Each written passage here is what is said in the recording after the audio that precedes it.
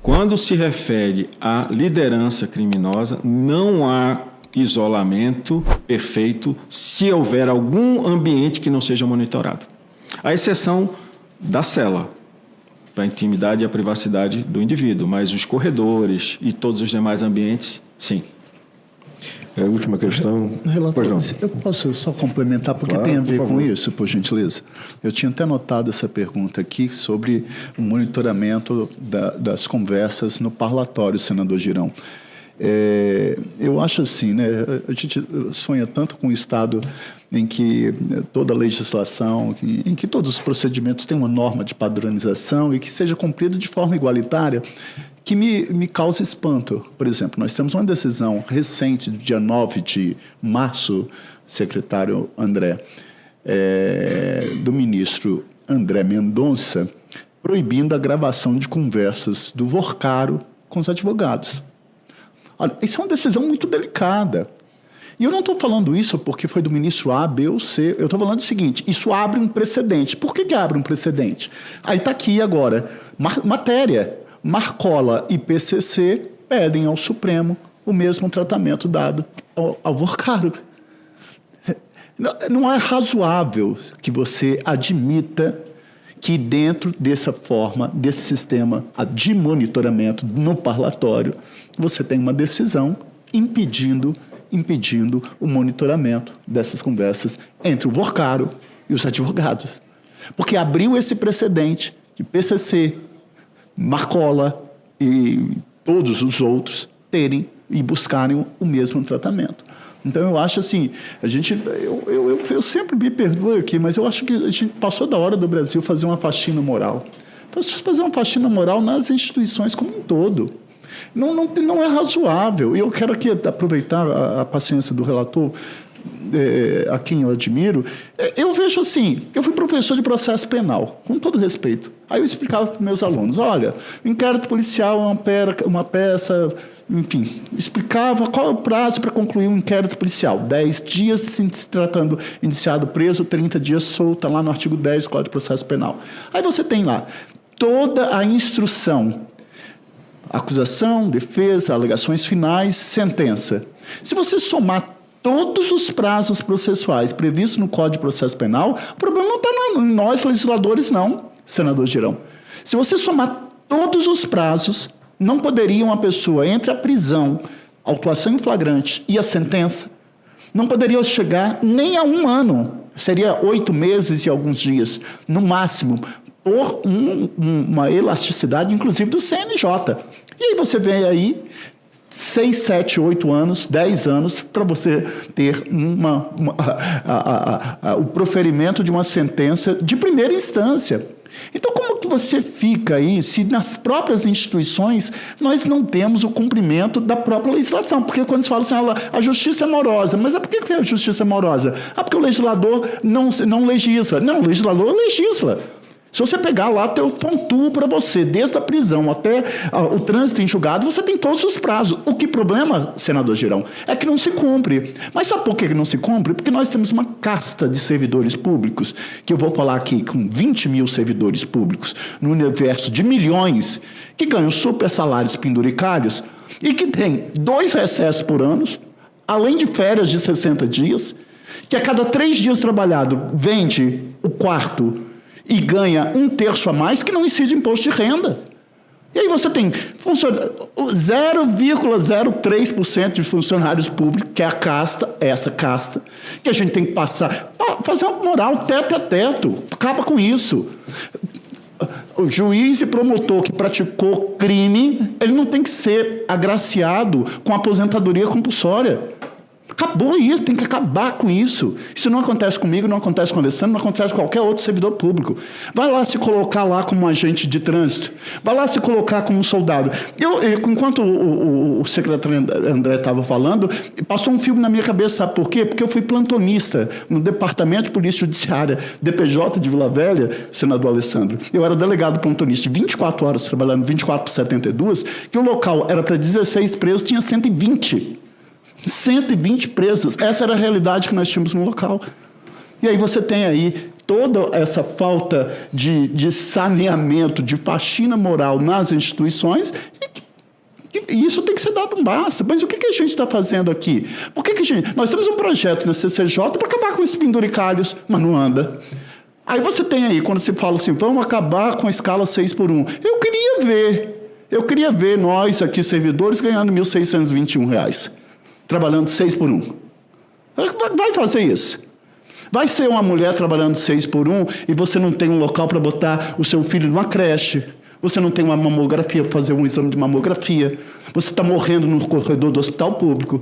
Você está numa escola de ensino integral, você não tem para o seu filho.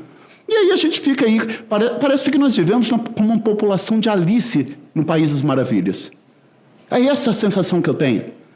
Porque quando nós chegamos aqui no parlamento, cada um vive com sua trajetória, mas para atender interesses particulares.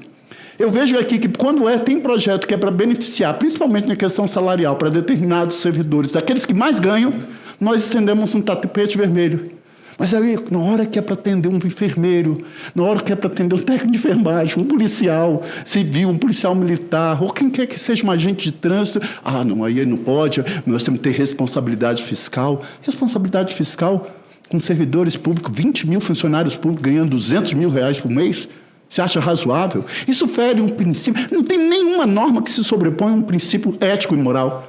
Isso está lá no artigo 37 da Constituição. São princípios que regem a administração pública, dentre eles a moralidade. Isso fere a moralidade numa população de pobres, desdentados, desvalidos, sem vez, sem teto, sem educação, sem saúde, sem nada, que não tem trabalho, que ganha R$ 1.621, trabalhando numa escala 6x1. Isso é um comportamento aviltante que tem que nos envergonhar.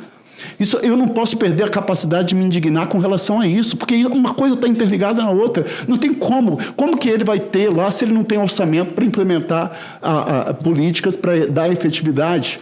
Como que eu vou falar? E aí o secretário, me perdoe o desabafo, eu falei isso quando o presidente foi falar sobre a saidinha. Eu desenhei, eu falei, artigo 121, matar alguém, pena de 6 a 20 anos. A tendência do direito penal moderno é condenar a pena mínima por uma questão de política criminal, 6 anos. Eu falei, vamos supor que ele foi condenado a 9 anos. Com 1/6 já sai para a rua em regime aberto. A cada 3 dias trabalhado, remissão de pena pelo trabalho. Lê o livro, remissão de pena pelo trabalho. 1/3, livramento condicional. No final do ano, indulto e comutação de pena. E o governo vai dar 35 dias para esse preso sair, que violou o principal bem jurídico, que foi a vida humana? Não é razoável isso. Eu tenho um projeto aqui, não é porque eu fui o autor, não, estou despido dessa vaidade. Aumentando o período de internação para adolescente em conflito com a lei. É razoável um rapaz de 17 anos que pratica um estupro, mata a moça, oculta o cadáver e que vai ficar, no máximo, internado 3 anos? Eu busquei isso no G20. De todas as maiores democracias do Brasil, o Brasil é o mais permissivo. Aumentamos para 10 anos. Mas isso tem que ser um trabalho. E aí eu faço um apelo aqui hoje ao presidente Hugo Mota, porque nós aprovamos isso aqui no Senado, senador Girão. Aprova isso lá na Câmara. Então, eu acho assim, não acho razoável essas decisões, mais uma decisão do Supremo, proibindo o monitoramento das conversas de Borcaro com os advogados. Aí você faz o quê? Abre um precedente para que outras pessoas tenham o mesmo tratamento.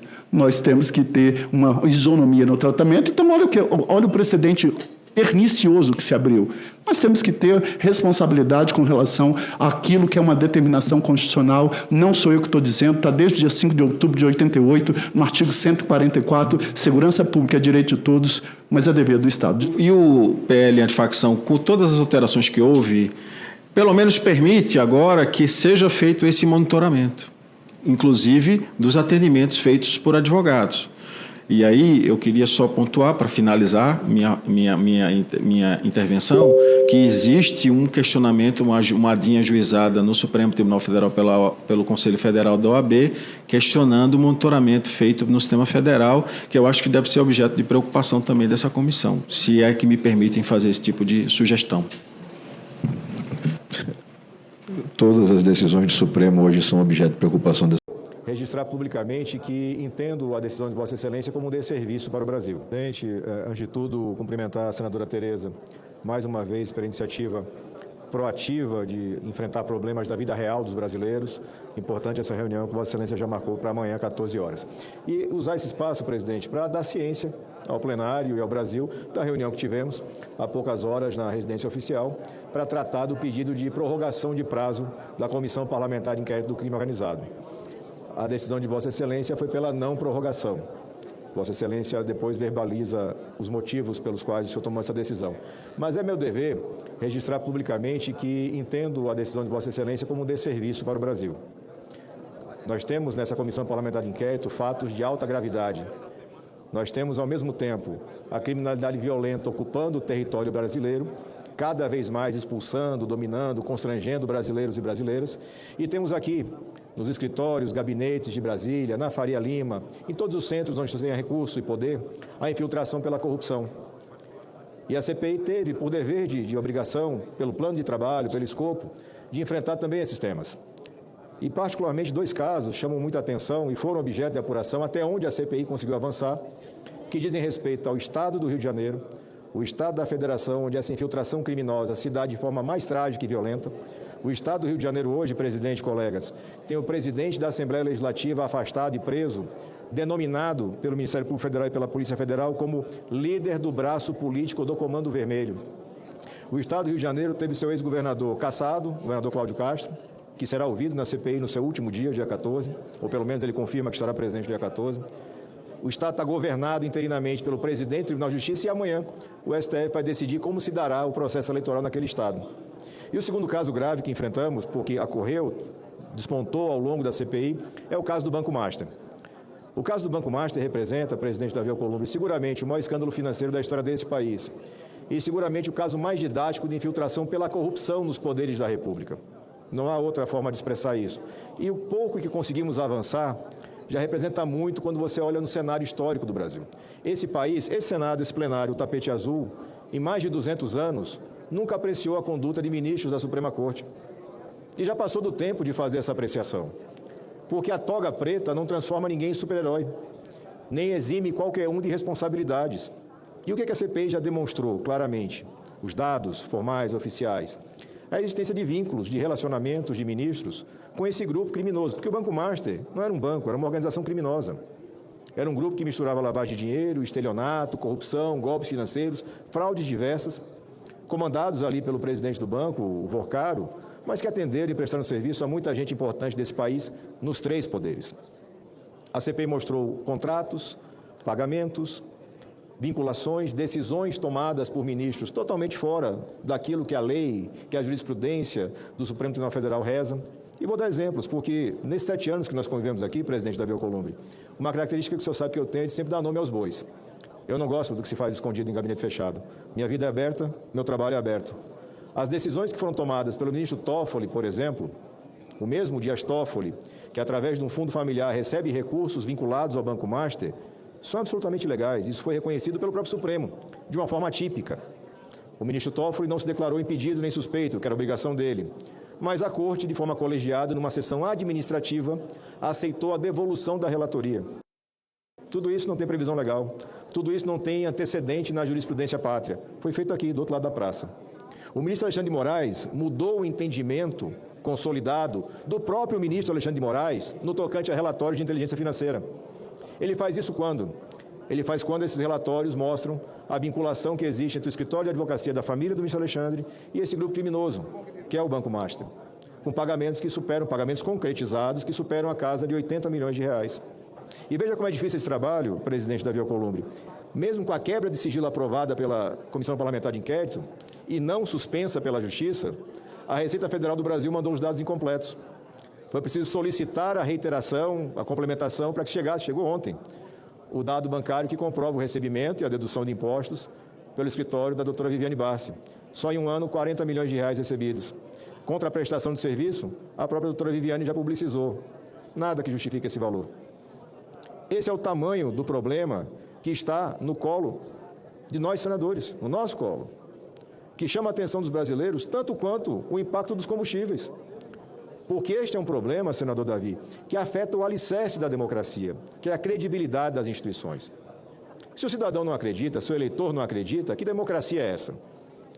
Que democracia é essa onde você pode ter ministros da Suprema Corte viajando de jatinho a um custo milionário, patrocinado por pessoas que têm interesses na Corte? Qualquer dessas condutas seria motivo para afastamento sumário pelo CNJ. Mas o CNJ não atinge o Supremo, não tem jurisdição.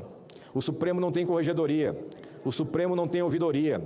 O ministro Fachin, presidente da Suprema Corte, provocado por recurso nosso, reconheceu que ele sequer tem superioridade hierárquica com relação aos ministros. Ele decide isso onde?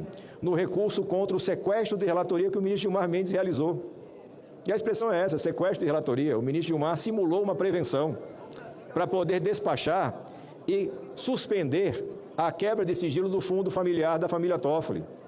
Ele ressuscita um processo arquivado há 3 anos e se declara prevento com base nisso. Veja, presidente Davi, se isso virar regra, pode acabar o direito. Porque qualquer um vai poder se declarar prevento para qualquer coisa, a depender da sua vontade no lateral.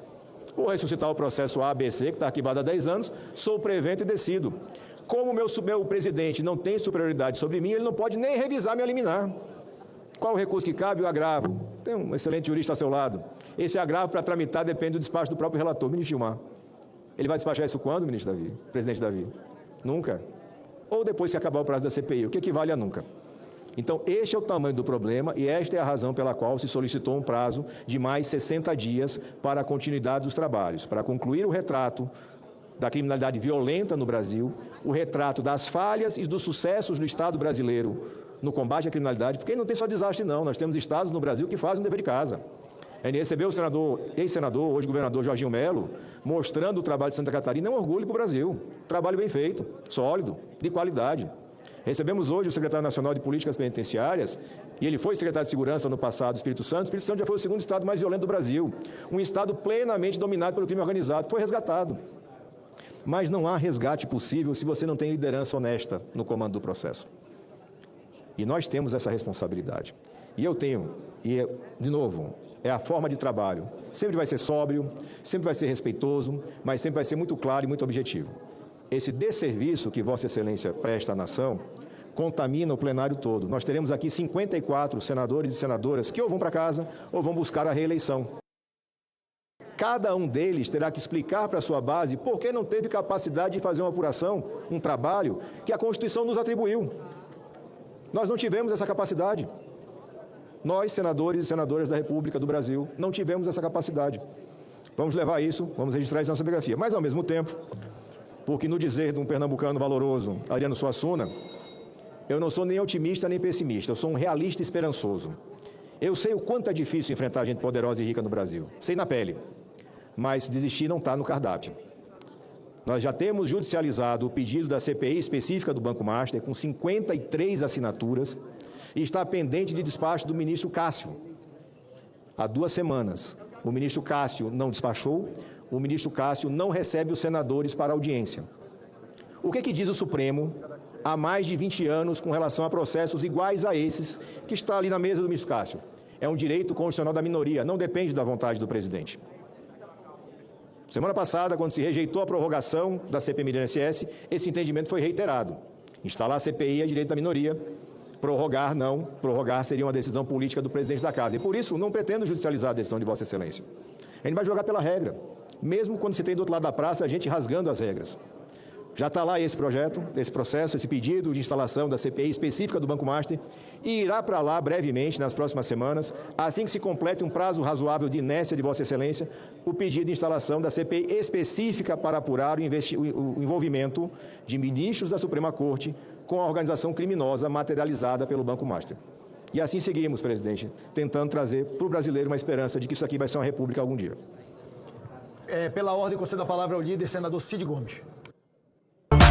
Conta todos